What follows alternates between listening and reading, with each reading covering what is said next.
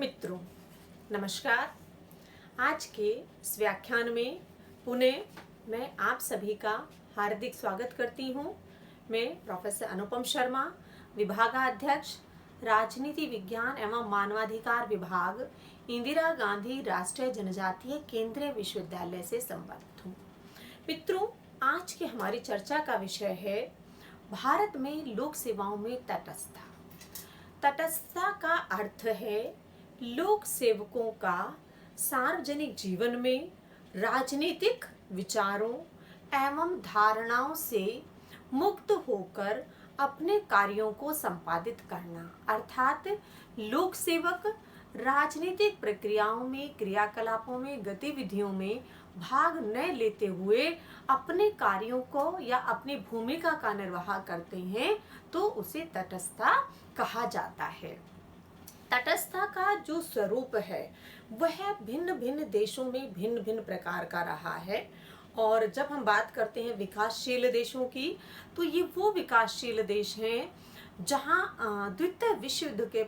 पश्चात औपनिवेशिक विरासत से मुक्त होकर स्वतंत्र राष्ट्र के रूप में अस्तित्व में आए हैं। और इन देशों की प्रशासनिक व्यवस्था की विशेषताओं की यदि हम बात करें या जो लोक सेवाओं की विशेषताओं की हम बात करें तो उन पर स्पष्ट रूप से औपनिवेशिक विरासत का प्रभाव देखा जा सकता है। अर्थात जिन देशों की ये कॉलोनी रहे हैं उनकी विशेषताओं का प्रभाव इन नवोदित राष्ट्रों की, विकासशील राष्ट्रों की प्रशासनिक व्यवस्था पर भी देखा जा सकता है। भारत भी स्वतंत्रता के पश्चात लगभग अगर हम 7 दशकों की यात्रा की बात करें तो भारत में जो इस प्रशासनिक व्यवस्था का विकास हुआ है, जो विशेषताएं डेवलप हुई हैं, उन पर भी ब्रिटिश विरासत का प्रभाव स्पष्ट रूप से देखा जा सकता है। भारत में जो प्रशासनिक ढांचा है, जो प्रकृति, मूल्य, संस्कृति, मानदंड हैं, उन पर ब्रिटिश विरासत का प्रभाव देखा जा सकता है। अर्थात अगर हम कहें ब्रिटिश प्रशासनिक व्यवस्था का प्रभाव भारतीय प्रशासनिक व्यवस्था पर दिखलाई देता है या वर्तमान में भी वह विद्यमान है। भारत में जो प्रशासनिक व्यवस्था रही है, अगर हम उसे प्रारंभ से उसका विश्लेषण करें तो जो रामायण और महाभारत है उनमें भी भारत की प्रशासनिक व्यवस्था का स्पष्ट उल्लेख मिलता है। किस प्रकार की प्रशासनिक व्यवस्था उस समय पर विद्यमान थी, किस प्रकार की भूमिका का निर्वाह उसके द्वारा किया जाता था, इसका स्पष्ट प्रभाव उसमें देखा जा सकता है। कौटिल्य के अर्थशास्त्र में जो तत्कालीन प्रशासनिक व्यवस्था है, उस प्रशासनिक व्यवस्था का विस्तृत रूप से विश्लेषण कौटिल्य के द्वारा अर्थशास्त्र में किया गया है। अर्थात किस प्रकार से जो प्रशासक हैं वो एक प्रणाली के तहत चयनित होकर आते हैं, किस प्रकार से वो व्यवस्था में कार्य करते हैं, किस प्रकार की भूमिका का वे निर्वाह करते हैं, इसका विस्तृत रूप से कौटिल्य के द्वारा वर्णन किया गया है। अब उसके पश्चात जब हम मुगल कालीन व्यवस्था की बात करते हैं तो मुगल कालीन प्रशासनिक व्यवस्था पर भी जो भारतीय परंपराएं रही हैं, भारतीय मूल्य रहे हैं, उनका प्रभाव और जो अरब परंपराएं रही हैं उनका प्रभाव स्पष्ट रूप से देखा जा सकता है। तो इस प्रकार से जो ये मुगल कालीन प्रशासनिक व्यवस्था है उस पर उन दोनों का प्रभाव हमें देखने को मिलता है। मुगल काल में जिस प्रकार जो केंद्रीय व्यवस्था को और स्थानीय स्तर की व्यवस्था को या जो सेवाएं हैं उनका गठन किया गया है, वह एक भिन्न प्रकार की व्यवस्थाएं रही हैं। इसके पश्चात जो भारत में ईस्ट इंडिया कंपनी का आगमन है और ईस्ट इंडिया कंपनी के द्वारा जिस प्रकार की व्यवस्था को आरंभ किया गया है उसकी यदि हम बात करें या उसका विश्लेषण करें तो हमें आरंभ में कोई इस प्रकार की स्पष्ट व्यवस्था का या सुदृढ़ ढांचे का अभाव दिखलाई देता है कि आरंभ में जो पद्धति है वो एक तरीके से योग्यता पर आधारित न होकर वो लूट की प्रथा पर आधारित है, जो कि व्यावसायिक प्रकृति होने के कारण ईस्ट इंडिया कंपनी की योग्यता को उतना महत्व नहीं दिया गया था। उसे व्यापार के दृष्टिकोण से उन सेवाओं का हम कहें आरंभ करते हुए उनको बनाए रखा गया था। लेकिन उसके पश्चात कुछ समय के पश्चात की यदि हम बात करें तो इस दिशा में जो दो महत्वपूर्ण व्यक्ति जिन्हें हम कहेंगे, जिसमें लॉर्ड बेलिचली हैं और लॉर्ड क्लाइव हैं, उनके द्वारा इस दिशा में महत्वपूर्ण कार्य किया गया है। उनको इस बात का श्रेय जाता है कि उन्होंने भारत में लोक सेवाओं को एक स्पष्ट ढांचा, विशेषताएं, उनके कार्य और उनकी किस प्रकार की भूमिका रहेगी उसके उनके प्रयासों के माध्यम से उसे देखा जा सकता है। अगर हम लॉर्ड वेलिचली की बात करें तो उन्होंने जो परिवर्तन लोक सेवाओं में लाए थे, वही परिवर्तन वर्तमान की जो भारतीय प्रशासनिक व्यवस्था है उसके आज भी वो आधारशिला है। अर्थात जिन परिवर्तनों को लेके, जिन लक्ष्यों को लेके लॉर्ड वेलिचली के द्वारा जो कार्य किए गए थे, उनका प्रभाव वर्तमान में भारतीय प्रशासनिक व्यवस्था पर देखा जा सकता है। जिसमें जो प्रमुख रूप से उन्होंने बात की थी कि जो कर्मचारियों की सुविधाएं हैं उनमें उन्होंने वेतन वृद्धि को लेकर, जो उनके और भत्ते हैं उनको लेकर, उस पर उन्होंने अपने सुझाव दिए थे कि जो लोक सेवक हैं उस समय की जो आर्थिक परिस्थितियां हैं उसमें किस प्रकार से समय समय पर वृद्धि करते हुए, उनकी आवश्यकताओं को दृष्टिगत रखते हुए उसमें जो वृद्धि की जाए वो किस प्रकार की जाने चाहिए। इसी के साथ साथ जो महत्वपूर्ण कार्य उस दिशा में किया गया था वह था प्रोन्नति में वरिष्ठता के सिद्धांत का पालन करना। क्योंकि लोक सेवाओं में जब व्यक्ति एंट्री करता है या लोक सेवाओं में आता है तो किस प्रकार से जो पद विभाजन है, जो हायरार्की है, पदों का विभाजन है, वो किस प्रकार से होगा और एक व्यक्ति जिस पद पर चयनित होकर आता है उससे ऊपर उसका प्रमोशन जो है वो किस आधार पर होगा। तो उसमें जो वरिष्ठता का सिद्धांत है, अर्थात सेवाओं में जिसकी अवधि, नौकरी की अवधि के आधार पर उनका प्रोन्नति दी जाएगी, जो आज भी भारत में लोक सेवाओं का एक प्रमुख आधार है जहां पर कि प्रमोशंस किए जाते हैं। प्रशासकों को प्रशिक्षण पर बल दिया गया कि जो प्रशासक लोक सेवक हैं, जो लोक सेवा में आए हैं, उनके लिए उपयुक्त प्रशिक्षण की व्यवस्था होनी चाहिए। ये प्रशिक्षण उसे किस प्रकार से दिया जाए इस पर भी उन्होंने बात की। क्योंकि जो लोक सेवक लोक सेवाओं में आते हैं, स्वैच्छिक रूप से वे उसमें आते हैं, तो उन्हें एक विशेष प्रकार के प्रशिक्षण की आवश्यकता होती है जिससे वे अपनी भूमिका में दक्ष हो सके, पारंगत हो सके, कुशल हो सके,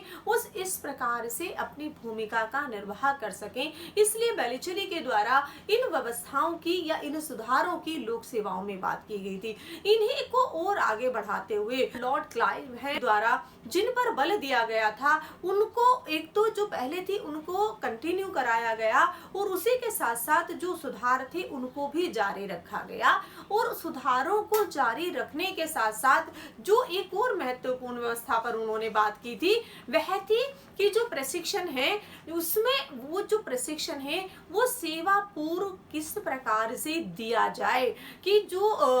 प्रशिक्षण है उसके लिए उन्होंने फोर्ट विलियम कॉलेज है उसकी स्थापना की कि एक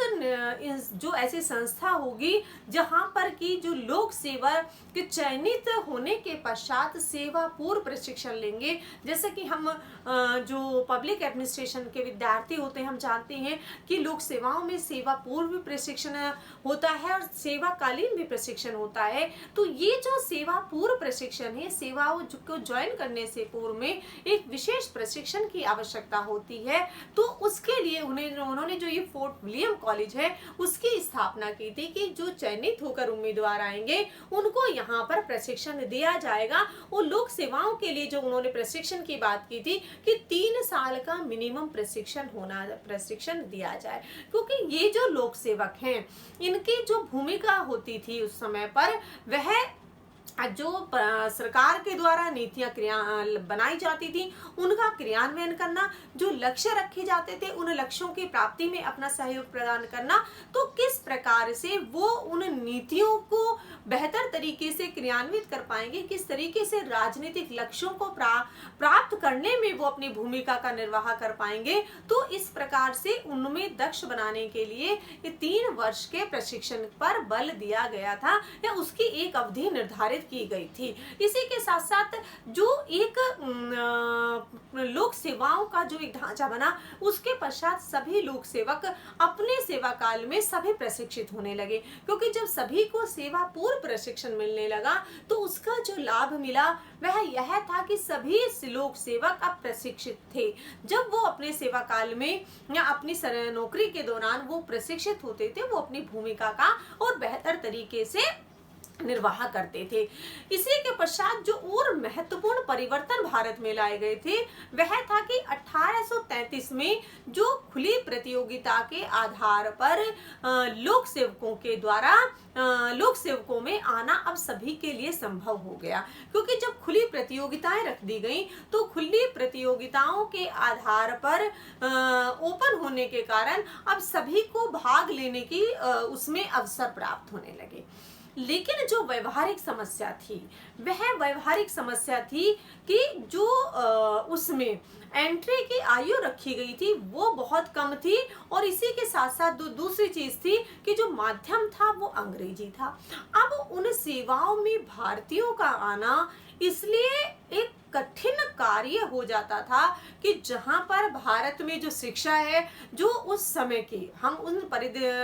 परिस्थितियों की बात कर रहे हैं, ये जो 19वीं शताब्दी का काल है कि जहां पर शिक्षा का आरंभ भारत में एक आरंभ जो है वो थोड़ा लेट होता था, और जो भारतीय नवयुवक पढ़कर निकलते थे वहां पर माध्यम विशेषकर हिंदी होता था। तो उस निर्धारित आयु तक पहुंचकर उन सेवाओं में बैठना और माध्यम अंग्रेजी अपनाने के बाद सफलता प्राप्त करना निश्चित रूप से एक कठिन कार्य होता था। तो इसी का परिणाम रहा कि जो भारत में 1870 तक का काल है उसमें केवल 3 भारतीय ही चुनकर उसमें आ सके थे और उन सेवाओं में पद प्राप्त कर सके थे। तो इस प्रकार की जो व्यवस्था भारत में रही है उसका प्रभाव भारत में जो हमारी प्रशासनिक व्यवस्था है उस पर देखा जा सकता है। जो भारत में जो ब्रिटिश विरासत की हम विशेषताओं की बात करते हैं, तो जो ब्रिटिश विरासत की विशेषता रही है, ब्रिटिश प्रशासनिक व्यवस्था की विशेषता रही है, वह रही है तटस्थता या परंपरागत लोक सेवाओं की जो विशेषता थी वो भी तटस्थता की बात करते थे। मैक्स वेबर के द्वारा भी तटस्थता की बात की गई है कि लोक सेवकों को तटस्थ रहकर ही अपनी भूमिका का निर्वाह करना चाहिए। अब ये जो तटस्थता है ये किस प्रकार की हो, या मास्टरमाइंड जो समिति है उसके द्वारा भी जो इन तटस्थताओं की विशेषताओं की बात की गई है कि एक जहां पर जनता को ये विश्वास हो जाए कि उनके जो लोक सेवक हैं वो निष्पक्ष रूप से अपने कार्यों का, अपनी भूमिका का निर्वाह करते हैं, निष्पक्ष रूप से सलाह देते हैं और इसी के साथ साथ किसी भी राजनीतिक दबाव से मुक्त होकर वो अपना कार्य करते हैं। दूसरा जो निष्पक्षता का दृष्टिकोण है, तटस्थता का दृष्टिकोण है, वह यह है कि सत्तारूढ़ दल को, वो किसी भी राजनीतिक दल के द्वारा सत्ता का गठन किया गया हो या सत्ता चलाई जा रही हो, उसको ये विश्वास बना रहे कि जो मंत्रिमंडल है, जो मंत्रिमंडल को ये विश्वास बना रहे कि जो लोक सेवक हैं उनकी निष्ठा उन्हें प्राप्त रहेगी, अर्थात किसी भी दल के द्वारा सरकार का गठन किया जाए, लोक सेवक तटस्थ रहते हुए अपनी भूमिका का निर्वाह करेंगे, अपनी निष्ठा को बनाए रखेंगे। जो तीसरा इसका स्वरूप है वह है कि लोक सेवकों में नैतिकता के आधार पर एक ये साहस बना रहे कि उनके द्वारा जिस प्रकार की भूमिका का निर्वाह किया जाएगा वहां पर राजनीतिक क्षेत्र में जो भी रिवार्ड होंगे, जो भी प्रमोशंस होंगे, जो भी ट्रांसफर होंगे, उनमें बिना किसी राजनीतिक हस्तक्षेप के उनको उनकी भूमिका को निभाने के लिए प्रेरित किया जाएगा। तो इस प्रकार से जनता को, सरकार को, लोक सेवकों को इस परिप्रेक्ष्य में उनकी तटस्थता को परिभाषित करने का प्रयास किया गया है।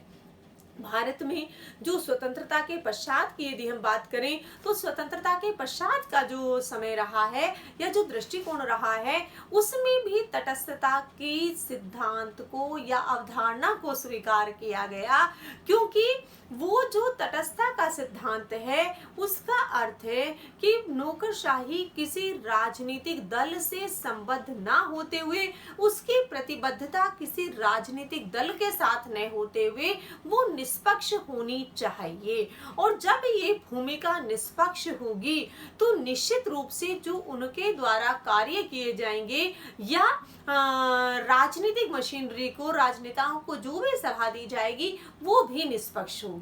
इसी अवधारणा को भारत में स्वीकार किया गया था। और अगर स्वतंत्रता प्राप्ति के पश्चात के 2 दशकों का स्थिति का हम विश्लेषण करें, तो उसमें स्पष्ट रूप से देखा जा सकता है कि वहां पर जो लोक सेवकों के द्वारा जो सलाह राजनीतिक मंत्रियों को दी जाती थी, राजनेताओं को दी जाती थी, वह निष्पक्ष होती थी। और समय समय पर उन राजनेताओं के द्वारा या मंत्रिमंडल के द्वारा उन प्रशासकों को अप्रिशिएट किया जाता था, उन्हें सराहा जाता था, जिस प्रकार की सलाह उनके द्वारा की जाती थी। अर्थात यस बॉस वाला कॉन्सेप्ट ना होकर जो उनके द्वारा निष्पक्ष सलाह होती थी, क्या सही है क्या गलत है, उसके आधार पर जो उनके द्वारा अपनी भूमिका का निर्वाह किया जाता था, भारत में उस व्यवस्था को बनाए रखा गया था। परंतु उसके पश्चात की जो परिस्थितियां हैं, उसमें परिवर्तन देखने को मिलता है। क्योंकि जैसे जैसे जो लोक सेवकों के स्थानांतरण, प्रोन्नति जो राजनीतिक मशीनरी के द्वारा किए जाते हैं, उसके आधार पर अप्रत्यक्ष रूप से और कहीं कहीं पर प्रत्यक्ष रूप से उस तटस्थता की स्थिति में परिवर्तन देखने को मिलता है। परंतु भारत में सैद्धांतिक रूप से तटस्थता की लोक सेवाओं की जो विशेषताएं हैं, उसको स्वीकार किया गया है। इसका जो प्रमुख आधार है, वह आधार यही है क्योंकि भारत में जो समाजवादी नीतियों को स्वतंत्रता के पश्चात जिनका निर्माण किया गया था, जिनको लागू किया गया था, तो उसका आधार यही था कि किसी भी दल की सरकार बने, जो नीतियों का निर्धारण किया गया है, जो राजनीतिक लक्ष्य रखे गए हैं, उनको तटस्थ रहते हुए लोक सेवकों के द्वारा क्रियान्वित किया जाना चाहिए। भारत में उसके पश्चात जो बहुदलीय व्यवस्था का उदय एवं विकास हुआ है, उस बहुदलीय व्यवस्था एवं विकास के परिणाम स्वरूप भी इस बात को स्वीकार किया जा रहा था और किया जा रहा है कि तटस्थता इन परिस्थितियों के लिए ही सबसे बेहतर विकल्प है। क्योंकि किसी भी दल की सरकार बने, बहुदलीय सरकार बने, गठबंधन की सरकारें बने, प्रशासकों का अपनी दक्षता के, अपनी क्षमता के, अपने कौशल के आधार पर उन नीतियों का क्रियान्वयन, उनका अपनी भूमिकाओं का निर्वाह किया जाना चाहिए। क्योंकि अगर इसमें प्रतिबद्धता आ जाएगी तो उससे उनकी प्रशासनिक क्षमता पर प्रभाव पड़ेगा। क्योंकि प्रशासकों के लिए जो महत्वपूर्ण है वह है उनकी प्रशासनिक क्षमता एवं कुशलता। और अगर उसमें प्रतिबद्धता होगी तो जिस आधार पर सरकारों का गठन होगा, वहीं पर प्रशासकों की प्रतिबद्धता परिवर्तित हो जाएगी और उसका जो परिणाम होगा, उसका प्रभाव उनकी क्षमता पर पड़ेगा। तो भारत में इस दृष्टिकोण को देखते हुए या इस चीज को स्वीकार करते हुए तटस्थता के स्वरूप को ही स्वीकार किया गया है। इसी के साथ साथ जो भारत में परिवर्तित दृष्टिकोण रहा है, उसमें भी इस बात पर निरंतर बल दिया जाता रहा है कि राजनीति क्रियाकलापों में या राजनीति में जो उनकी सहभागिता है, उस पर भी जो लोक सेवाओं की नियमावली है, उसको जो लागू किया गया है, उसके तहत लोक सेवकों का राजनीति में उनकी सहभागिता, उस पर प्रतिबंध लगाया गया है। लोक सेवक किसी भी प्रकार के राजनीतिक क्रियाकलापों में राजनीतिक अभियानों में वे भाग नहीं ले सकते। अर्थात यहाँ पर भारत में कुछ विशेषताएं जहाँ ब्रिटिश विरासत की हमें देखने को मिलती हैं, वहीं पर भारत ने कुछ विशेषताओं को जो अमेरिकन प्रशासनिक व्यवस्था की विशेषताएं हैं उनको भी स्वीकार किया गया है। अर्थात जो भारत में लोक सेवक हैं उनके द्वारा राजनीति में प्रत्यक्ष रूप से भाग नहीं लिया जा सकता। वे किसी राजनीतिक दल के साथ प्रतिबद्ध नहीं हो सकते हैं। वो किसी राजनीतिक दल को आर्थिक सहायता नहीं दे सकते, दान नहीं दे सकते, चंदा नहीं दे सकते। इसी के साथ चुनाव अभियानों के द्वारा उनके द्वारा जिस प्रकार की भूमिका का निर्वाह किया जाता है उसमें मात्र एक दर्शक या व्यवस्था को बनाए रखने मात्र तक उनकी भूमिका सीमित होती है, उसके आगे उनकी भूमिका प्रतिबंधित है। इसी के साथ जो अभियान चलते हैं, राजनीतिक अभियान, क्योंकि भारत में राजनीतिक दलों के द्वारा चुनावों के दौरान और चुनाव के पश्चात भी चलाए जाते हैं, उनमें इसी बात पर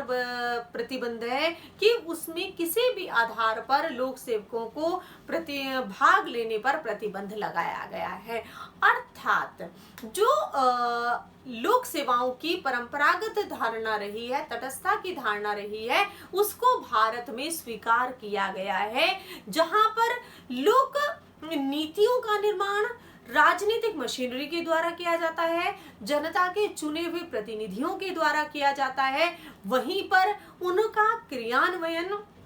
जो ये प्रशासनिक मशीनरी है, लोक सेवाएं हैं, उनके द्वारा किया जाता है। तो इस प्रकार से जो ये द्विभाजन है जिसको कि वुड्रो विल्सन के द्वारा आरंभ किया गया था, उसकी स्पष्ट झलक भी भारतीय प्रशासनिक व्यवस्था पर स्पष्ट रूप से